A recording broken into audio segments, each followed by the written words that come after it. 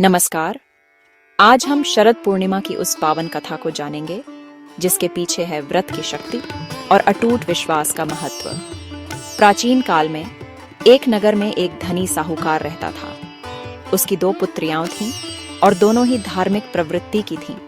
वे पूर्णिमा का व्रत किया करती थीं। बड़ी बेटी पूरे विधि विधान और सच्चे मन से व्रत करती थी, लेकिन छोटी बेटी चंचल थी और अपने व्रत को अधूरा छोड़ देती थी। समय बीता और दोनों का विवाह हो गया। बड़ी बेटी, जिसने हमेशा पूर्ण व्रत किया, उसे जल्द ही एक स्वस्थ और दीर्घायु पुत्र की प्राप्ति हुई। परंतु छोटी बेटी के साथ दुर्भाग्य जुड़ा रहा। जब भी उसके घर संतान जन्म लेती, वह तुरंत मृत्यु को प्राप्त हो जाती। इस दुख से टूटकर वह एक विद्वान संत के पास गई। पुत्री, तुम्हारे अधूरे व्रत के दोष के कारण ही तुम्हारी संतानें जीवित नहीं रह पाती।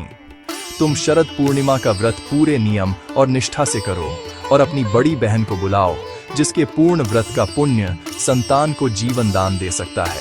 शरद पूर्णिमा आने से पहले ही उसने एक बेटे को जन्म दिया, पर वह भी मर गया। उसने मृत शिशु को एक पटरे पर लिटाकर कपड़े से ढक दिया। तभी उसकी बड़ी बहन उससे मिलने आई और छोटी बहन ने उसे वहीं पटरा बैठने के लिए दिया।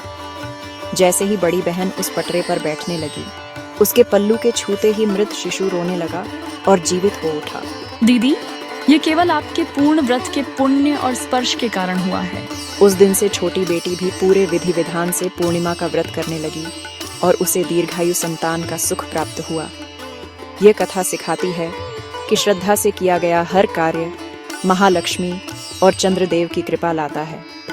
इस शरद पूर्णिमा पर आप भी व्रत की महिमा को जानें और अमृतमयी खीर का प्रसाद ग्रहण करें। जय मां लक्ष्मी, जय चंद्रदेव।